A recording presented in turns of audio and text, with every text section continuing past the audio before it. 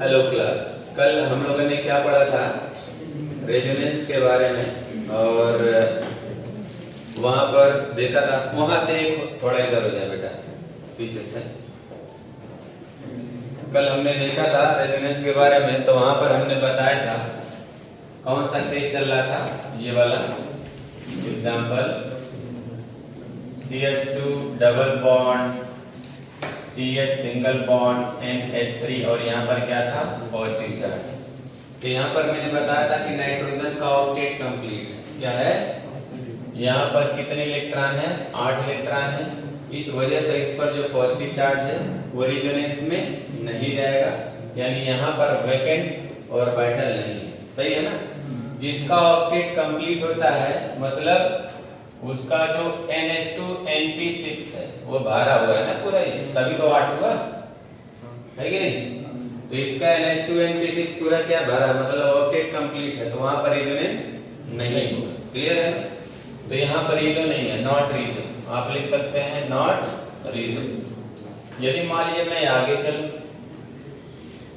आप देखो यहाँ पर क्या है? CH2 double bond CH, single bond क्या है? OH2 है, और यहाँ पर क्या है? Positive charge. एक लोन पेयर रहता है ऑक्सीजन के पास। तो आप देख सकते हैं यहाँ पर 2H है, 2H को हम ऐसे दिखला सकते हैं, है ना? तो यहाँ पर भी देखो ऑक्टेट कंप्लीट है।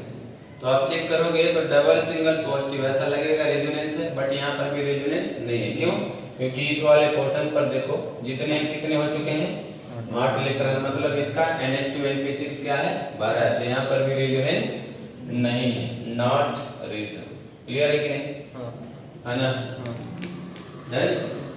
यदि देखा जाए आगे तो यहाँ पर है CH2 डबल बॉन्ड CH और सिंगल बॉन्ड। यदि मान लीजिए मैंने यहाँ पर कर दिया SH2 पॉजिटिव, क्या कर दिया? SH2 positive. अब हो जाएगा, इसलिए हो जाएगा क्यों? होने के पीछे रीजन भी है। सल्फर जो होता है, यदि सल्फर का देखा जाए तो सल्फर का एटॉमिक नंबर कितना होता है?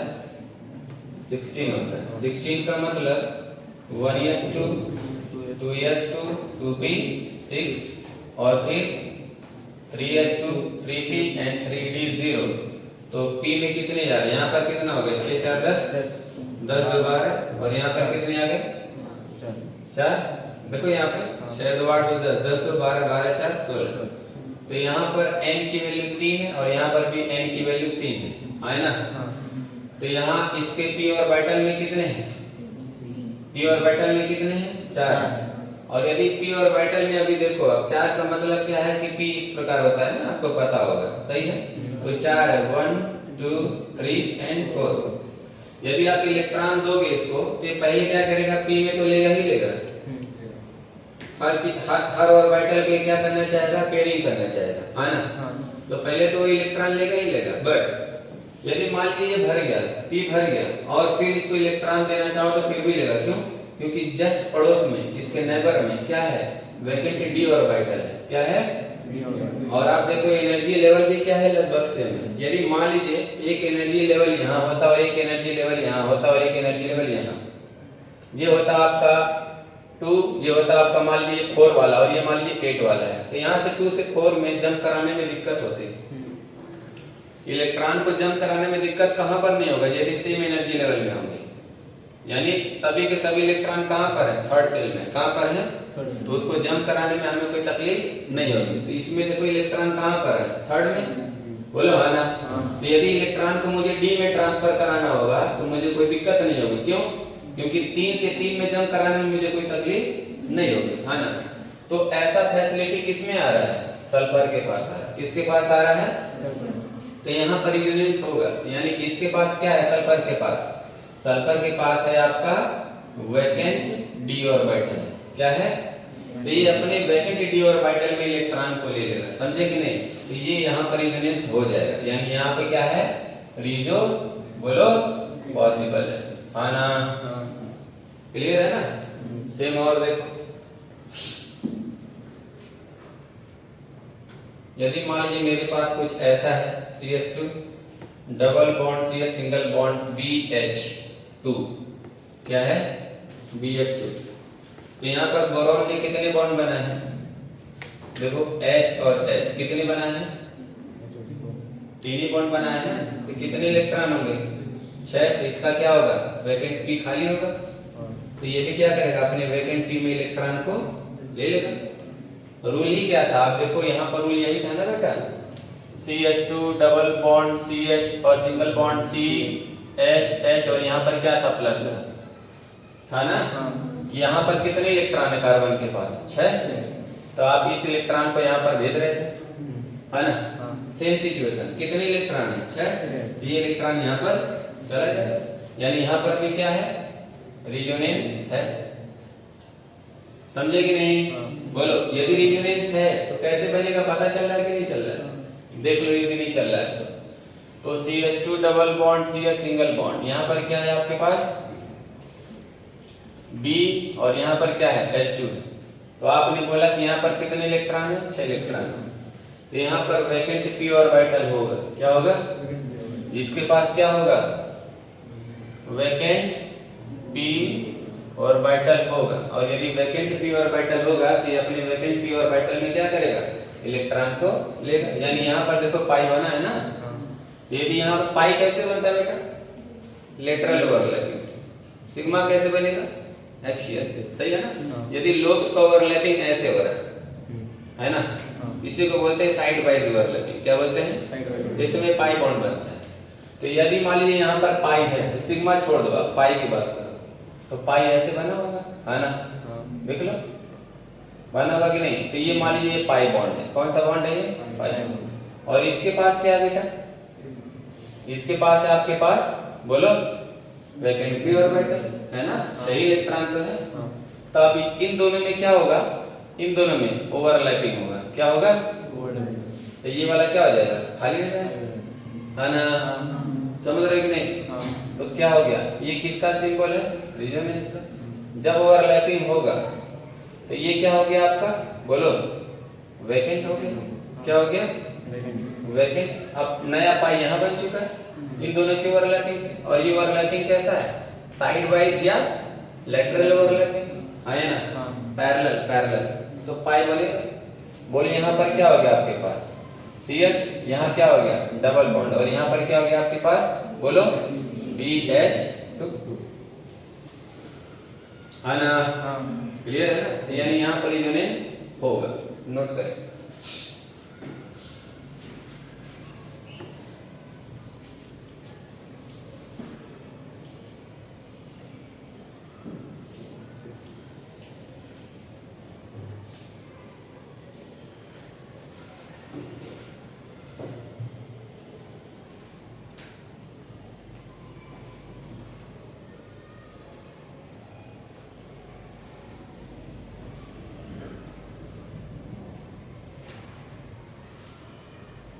ये देखो,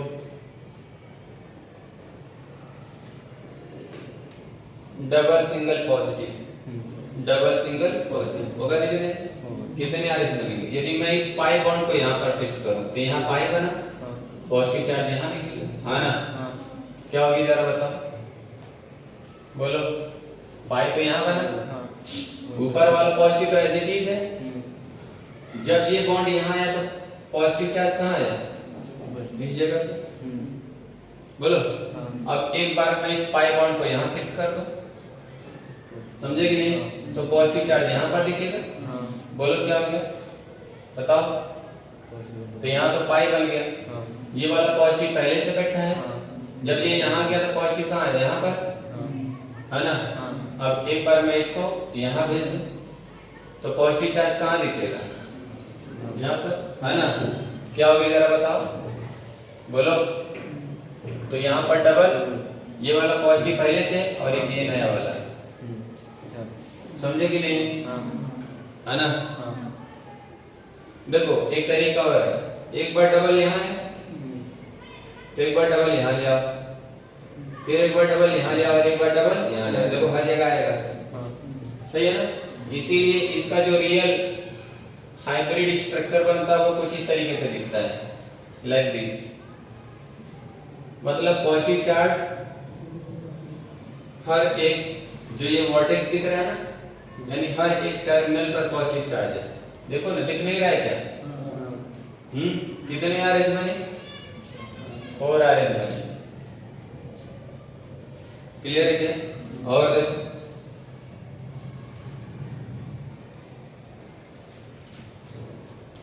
है ना डबल सिंगल पॉजिटिव, है कि नहीं? बोलो क्या करें? इस पाई बॉन्ड को यहाँ ला रहा हूँ, समझ रहे क्या? देखो ऐसा मत करना, जैसे तमाम जो होते हैं वो इस तरीके से समझते हैं। जैसे आपको यदि ऐसे बताऊंगा तुरंत समझ में आएगा। देखो पहले क्या था, ये था ना, और यहाँ प्लस और प्लस था।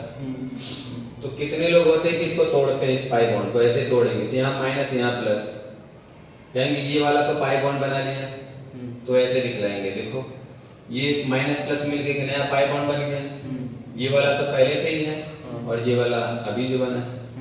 तो ये टेक्निक गलत होता है। मतलब आप खुद देखो ना, आप चार्ज क्रिएट कर रहे हो, चार्ज क्रिएट करने के बाद आप पाई बॉन्ड को शो कर रहे हो, तो इसमें रिपल्सन नहीं होगा, है ना? इसीलिए कभी भी इस तरीके से चार्ज को शो नहीं करते। आप डेफिनेशन में देखो, आप पाई इलेक्ट्रॉन के शिफ्टिंग बोले हो, क्या बोले हो? तो आप चार्ज को यहाँ पर क्रिएट नहीं कर सकते, करोगे तो आप यहाँ पर क्या है, रिपल्शन होगा, है ना? सही है ना? ये ध्यान रखना। तो ऐसा काम मत करना आप लोग। जैसे मान लीजिए आप नेक्स्ट एग्जांपल लेते हैं, यहाँ पर देखें आप, कुछ ऐसा है मेरे पास, यहाँ पर पॉजिटिव चार्ज है और यहाँ पर डबल बॉन्ड है।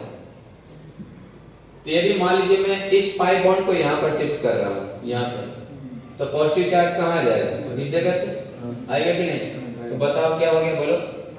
जैसे है रहने दो, यहाँ पर क्या आ गया, पाई बॉन्ड, यहाँ पर क्या आ गया, प्लस।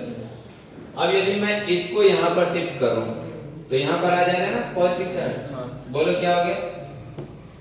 तो जो जैसे रहने दो, यहाँ पर आ गया और ये हो गया पॉजिटिव। अब और आगे नहीं जाएगा, रीजन तीन ही वर्टेक्स है और तीनों वर्टेक्स पर यानी तीनों टर्मिनल पर पॉजिटिव चार्ज आ चुका है। तो कितने आरएस बन गए? 3 आरएस। जो इसका आरएचएस होगा वो कैसे दिखेगा? इसका आरएचएस कुछ ऐसे दिखेगा, ध्यान से देखो, हर जगह पर प्लस आया है, आया है ना? ऐसे भी दिखला सकते हो या कैसे दिखलाओगे? और करके बोलो, ऐसे भी दिखला सकते हो। देखो एक बार पार्शियल डबल यहाँ आया, एक बार यहाँ और एक बार यहाँ, बोलो है ना?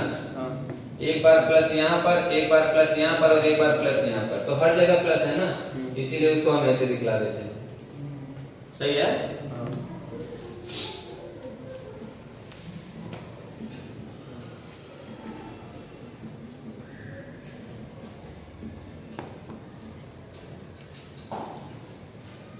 डन? बोलो। यदि मैं स्टेबिलिटी की बात करूं, किसकी बात करूं? किसकी? ऑफ कार्बोकेटाइन की, स्टेबिलिटी ऑफ।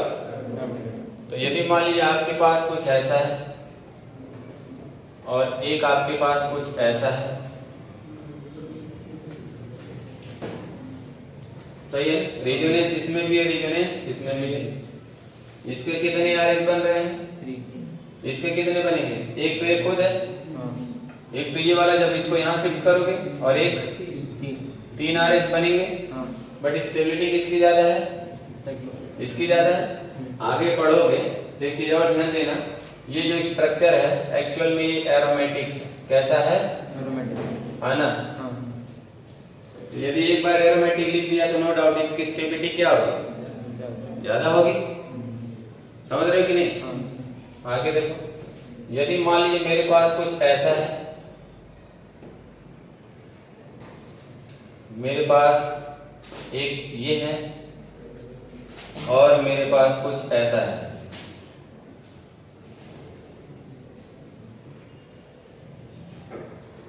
बताओ इसमें तो रेजोनेंस नहीं है। क्यों नहीं है? रेजोनेंस क्यों नहीं है? क्योंकि पॉजिटिव चार्ज, जो पॉजिटिव चार्ज है वो कहाँ पर है? ऑन द डबल बॉन्ड पर है। और मैंने कल ही बताया था कि यदि positive charge on the double bonded carbon पर होगा, है ना? आप नोट में लिखें, पहले नोट में लिखें positive charge on the double bonded carbon will make the structure most unstable. Positive charge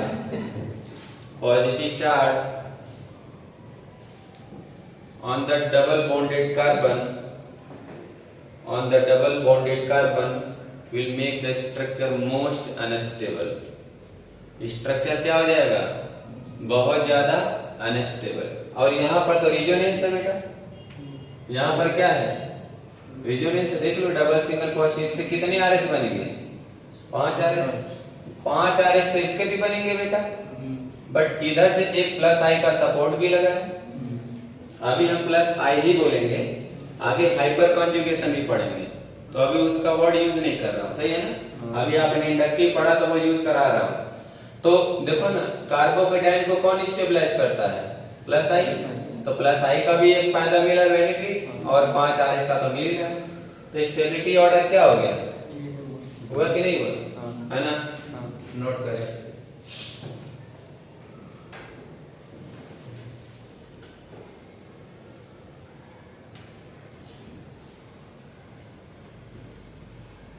एक आधा एक्सेप्शन यहीं पर लिख लें, ऑर्गेनिक में भी एक्सेप्शन वगैरह आता है। तो यदि हम कहें कि एक स्ट्रक्चर आपके पास कुछ ऐसा है ना? ठीक, समझ रहे क्या? आगे भी इसका जिक्र होगा हाइपर कॉन्जुगेशन में, बट यहां पर देख लो आप। और एक आपके पास कुछ ऐसा है, डन। तो आप कहोगे सर जी इसमें तो रिजोनेंस हो रहा है और इसके 5 आरएस मिलेंगे। कितने आरएस मिलेंगे? 5 आरएस मिलेगा। इसमें ऐसा कुछ नहीं, रिजोनेंस नहीं है। बोलो। तो कार्बोकेटाइन के पड़ोस में जो कार्बन होता है, कार्बोकेटाइन के पड़ोस में जो कार्बन होता है उसको अल्फा कार्बन कहते हैं। क्या कहते हैं? Like this. आप ऐसे मानो, यदि मान लीजिए कार्बोकेटाइन यहाँ पर है, तो इसके पड़ोस में अल्फा, उसके बाद बीटा, उसके बाद गामा, उसके बाद सिग्मा, इस तरीके से आता जाएगा। फिर से एक बार बोलता हूँ, कार्बोकेटाइन के पड़ोस में जो कार्बन होगा उसको क्या बोलेंगे? तो ये कार्बोकेटाइन का पड़ोस अल्फा है, तो अल्फा हाइड्रोजन कितना है? 3। क्यों? ये कार्बन हुआ अल्फा, तो इस अल्फा कार्बन पर जो हाइड्रोजन लगा हुआ उसको क्या बोलेंगे? Alpha hydrogen. तो इधर कितने हैं? 3। इधर भी कितने हैं? 3। इधर भी कितने हैं? 3। टोटल कितना हो गया? 9। तो यदि कभी भी आपको किसी कार्बोकेटाइन को 9 अल्फा हाइड्रोजन का यदि एडवांटेज मिल रहा है, तो 5 आरएस वाले रेजोनेंस से ज्यादा स्टेबल होता है। ये एक्सेप्शनली थोड़ा ध्यान देना। इसका आपको एक्सप्लेनेशन हाइपर कॉन्जुगेशन में बाकायदे मिल जाएगा, सही है ना? मैं फिर से बोलूं, यदि किसी कार्बोकेटाइन को, अभी तो आप रेजोनेंस पढ़ रहे हो ना, तो हाइपर कॉन्जुगेशन जब बताएंगे तो वहां पर फिर से एक्सप्लेन करेंगे। मैंने क्या बोला आपको? यदि किसी कार्बोकेटाइन को 9 अल्फा हाइड्रोजन की बेनिफिट मिल जाए, यानी एडवांटेज मिल जाए, सही है ना, तो 5 आरएस वाले रेजोनेटिंग स्ट्रक्चर से ज्यादा स्टेबल होता है। ये एक्सेप्शनली थोड़ा ध्यान दीजिएगा आप लोग, ओके? चलो यदि दूसरी पर आए हैं, केस 2। अच्छा एक आध और बताऊं इसमें, देखो ऐसा भी थोड़ा देख लो।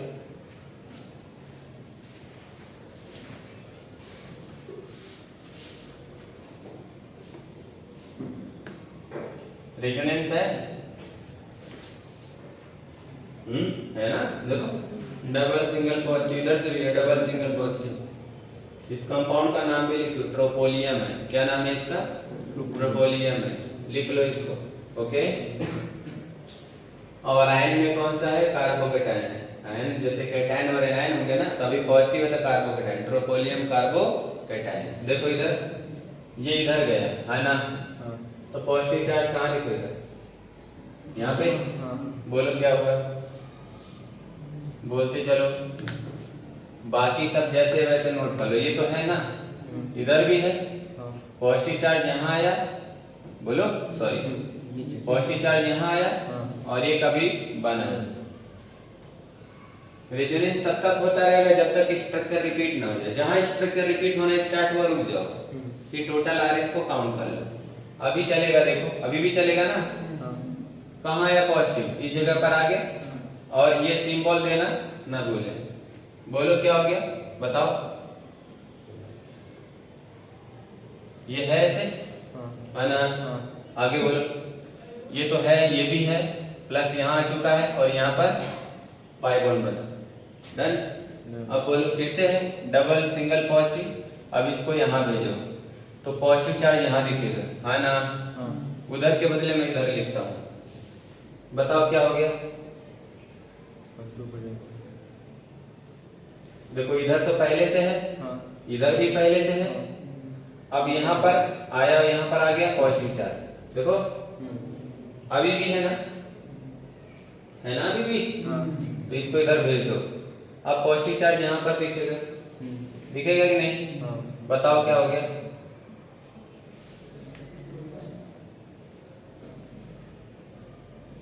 देखो तो इधर पहले से डबल है, इधर भी डबल, ये अभी भी बना, प्लस यहाँ पर। क्या ये स्ट्रक्चर कहीं है?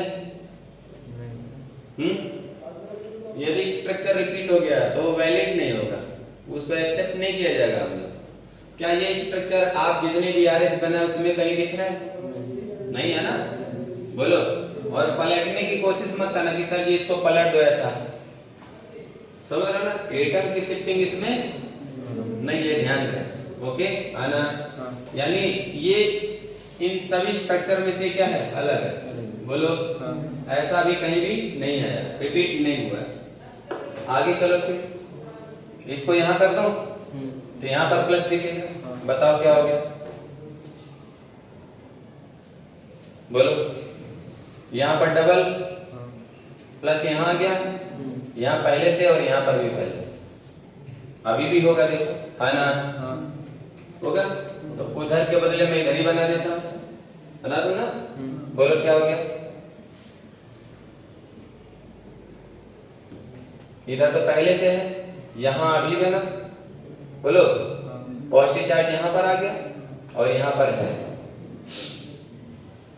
अब जरा ध्यान से देखो, यदि अब आपने ऐसा कर दिया तो रिपीट हो जाएगा पहले वाले की तरह। तो ये क्या हो जाएगा, इक्वल टू फर्स्ट। तो इसको एक्सेप्ट नहीं करेंगे हम लोग, क्यों, वो पहले वाले जैसा हो गया ना, है ना। अब काउंट कर लो, 1 2 3 4 5 6 7। कितने आरएस बने, 7 आरएस। यदि इसका हम लोग क्या बना दें, बोलो आरएचएस बनाए, तो हर जगह आपको डबल बॉन्ड दिख रहा होगा पार्शियल, है ना। तो उसको हम लोग ऐसे दिखला देते हैं, क्या कहते हो, हर जगह दिख रहा होगा ना। बोलो एक बार यहाँ दिख रहा होगा, यहाँ भी दिख रहा होगा, देखो होगा, है ना। और कहाँ कहाँ दिख रहा है बताओ। यहाँ दिख रहा है क्या, यहाँ है, देखो नहीं, ये वाला कहाँ पर दिख रहा है, यहाँ दिख गया, है ना। यहाँ पर भी होगा, बोलो कहाँ है, देखो यहाँ दिख गया। यहाँ पर भी होगा, यहाँ वाला कहाँ है, यहाँ है, यहाँ पर भी दिख रहा होगा। ये वाला कहाँ है, ये वाला देखो यहाँ है, यहाँ पर भी दिख रहा होगा। बोलो। तो मतलब इसी को हम लोग ऐसे भी लिख सकते हैं, कैसे, और करके लिख लो, देख लो, लाइक दिस, है ना। इसी को ऐसे ही लिखेंगे।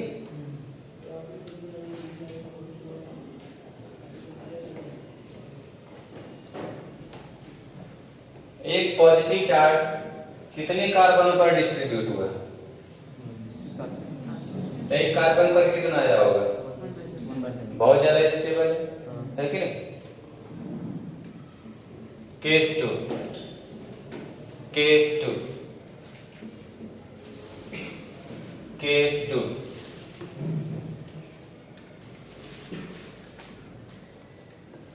केस 2 है आपका डबल सिंगल, बोलो निगेटिव, यानी पाई सिग्मा निगेटिव। डन। तो ये ऐसे देख लो एग्जांपल के तौर पर, CH2 double bond, CH single bond, CH2 और माइनस। अब यहाँ पर हम किसकी स्टेबिलिटी चेक करेंगे, एनायन की। अभी तक किसकी चेक कर रहे थे? कार्बोकेटाइन की। अब किसकी चेक करेंगे? कार्बोनाइन की, है ना?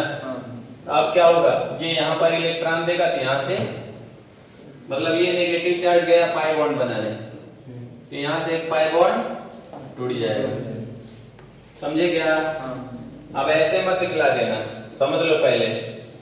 CH2 डबल बॉन्ड CH और CH2 माइनस है, तो कितने सोचेंगे सर इधर ही भेज दो। ऑलरेडी यहाँ पर क्या है? माइनस। माइनस का मतलब इलेक्ट्रॉन की डेंसिटी, तो जिधर इलेक्ट्रॉन है उधर इलेक्ट्रॉन को भेजोगे तो रिपल्सन होगा ना, तो ये क्या हो जाएगा? गलत हो जाएगा, है ना?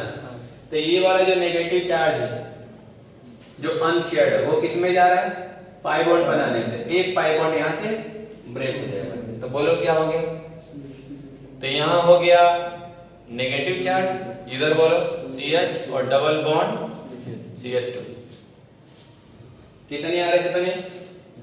2 RS बने, है ना? बने ना?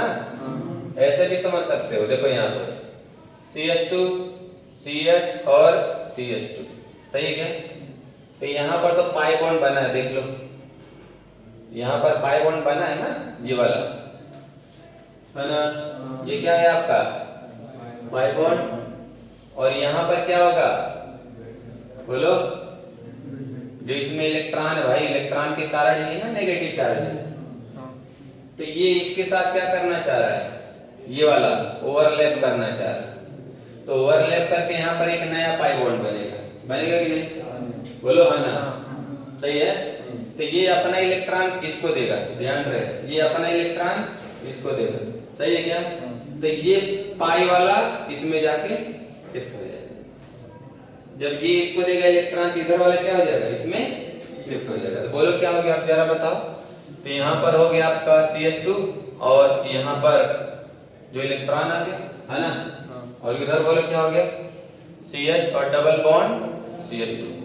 मतलब इसको हम ऐसे दिखलाएंगे, कैसे? ऑर्बिटल में, है ना? ये एक नया पाई बॉन्ड बन गया। बोलो। अरे भाई पहले पाई कहाँ था? इधर था ना, अब ये पाई उधर दिखेगा, देख लो। और ये जो इलेक्ट्रॉन की डेंसिटी है जो फील्ड ऑर्बिटल है, ये याद रहे, ये वैकेंट ऑर्बिटल नहीं है, ये फील्ड है। अरे भाई नेगेटिव चार्ज है, नेगेटिव चार्ज का मतलब उसके पास एक्सिस में इलेक्ट्रॉन है ना? पक्का? एक और करते हैं। तो कितने RS बने? 2 RS बने। ये देखो, यदि मानिए आपके पास कुछ ऐसा हो, होगा ना रेजोनेंस, है ना? क्या होगा? ये यहां गया तो इसको तोड़ देगा। क्या हो गया बताओ? ये पाई बना, यहाँ नेगेटिव, और यहाँ पर जब ये नेगेटिव चार्ज यहाँ पाई बॉन्ड बनाने जाएगा तो इसको ऐसे तोड़ देगा, है ना? और रेजोनेंस का सिंबल देना ना बोले, सही है ना? ये ध्यान रहे। तो बोलो क्या हो गया? डबल डबल और यहाँ पर नेगेटिव। कितने RS बने? 3 RS बने। यदि हमसे कहता कि एक आपके पास ऐसा कुछ है, एक आपके पास कुछ ऐसा है, समझे क्या? और एक आपके पास कुछ ऐसा है, बताओ स्टेबिलिटी सबसे ज्यादा किस में होती है? इसमें कितने RS बन रहे हैं? 2। इसमें कितने बन रहे हैं? इसका वाला तभी बनाया, तो इसमें कितने बनेंगे? बोलो 4 RS। तो स्टेबिलिटी ऑफ एनायन किस में ज्यादा होगी? स्टेबिलिटी ऑफ, बोलो, कार्बोनाइन। कार्बोनाइन सबसे ज्यादा किस में होगी? इसको A मान लो, इसको B मान लो और इसको C। तो बोलो CBA। आज के लिए सिर्फ इतना ही। Okay, thank you.